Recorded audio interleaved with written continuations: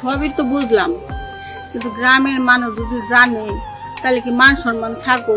আচ্ছা, তুমি কি শফিকে বিয়ে করবা? স্পষ্ট বলবা। আমি এত ভালোবাসি, আমার জানের চাইতেও বেশি ভালোবাসি। এই যে টাকা পয়সা যে সংসা লাগে আমি সব দিব। প্রয়োজনে অ্যান্ড্রয়েড ফোনও কিনা দিব, যাতে ভিডিও কলে কথা বলতে পারি। সবই তো বুঝলাম, কিন্তু গ্রামের মানুষ যদি জানে তাহলে কি মান সম্মান থাকো? আর আপনি হলেন একটা মানিগুনি লোক, আপনার মান সম্মান যাক এটা আমি চাই না। আর এই কাম আমি করে আনবো না, আর এই কথা আপনি মুখেও বললেন না। তুমি হুদাই টেনশন করতেছ। এই গ্রামের মানুষ আমার মুখের উপরে কি কথা বলতে পারবো, কোনো চিন্তা করো না, এটা আমি বুঝবো। দেন, আপনার হলেন ধনী মানুষ আর আমরা হলাম গরিব মানুষ। আপনাদের গায়ে কেদা শিখলে কোনো কিছু হবো না, আর আমরা গরিব মানুষ, আমার গায়ে কেদা শিখলে মরণ ছাড়া কোনো গতি নাই। ওরে বুইরে, তুমি এই বাড়িতে আইসা রঙ্গলীলা করতেছ। তোমার ব্যবস্থা আমি নিতেছি। বুইরা বয়সে এখনো তোমার ভীমরতি যায় নাই, তাই না? আরে মরবা না, কাদা যদি গায়েও লাগে প্রয়োজন আমি মুইসা দিমু। আর এই যে তোমার পান সুপারি আর ওই যে মোবাইল পাঠানোর ব্যবস্থা করতেছি, তাইলে আমি যাই।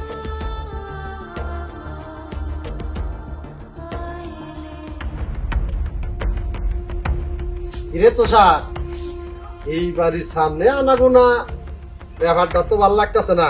না কাকা, আনাগোনা করবো কেন? আসলে ওই উত্তরপাড়া যাইতেছিলাম, তাই আপনি থেকে একটু দাঁড়াইলাম আর কি। দেখো তো স্যার, চুল দাড়ি কিন্তু এমনি এমনি পাকে নাই। এক বাতে টিভি দিলে ব্যাগ বাতের খবর নেন যায়।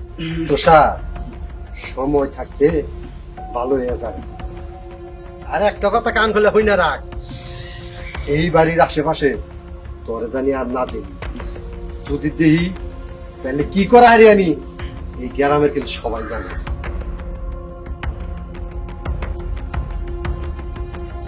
কাকা, বাতে টিভি আপনি দিবেন না আমি দিব, সেটা সময় হলে দেখা যাইব।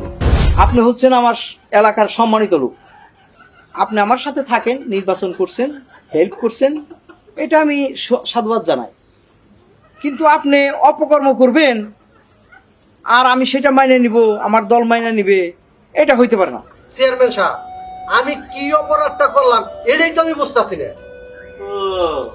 কি অপরাধ করছেন এটা বুঝতেছেন না, তাই না? চেয়ারম্যান সাহেব, আপনারা আমি আগেও কইছি, তারপরে আসার টাইমেও কইছি, এর একটা বিদ আপনি করবেনই। আমি এই কথার মুখে বলতে চাই না।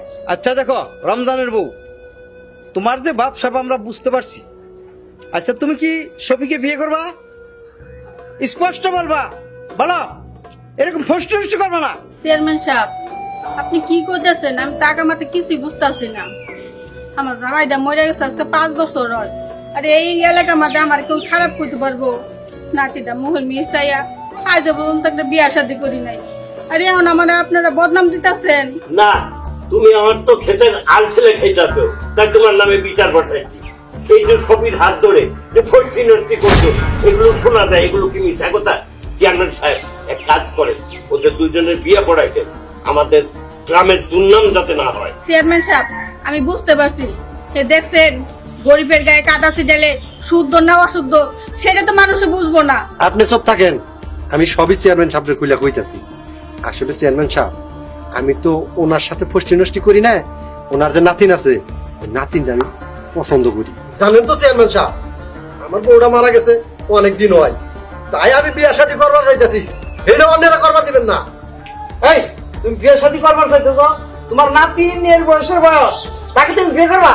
হ্যাঁ, এই মেয়ে, তুমি বলো তো, তুমি কি বিয়ে করতে রাজি আছো? না চেয়ারম্যান সাহেব, এই বুড়া লোককে আমি কোনোদিনও বিয়ে করবো না। শুনছেন আপনারা? সবার সামনেও বললো।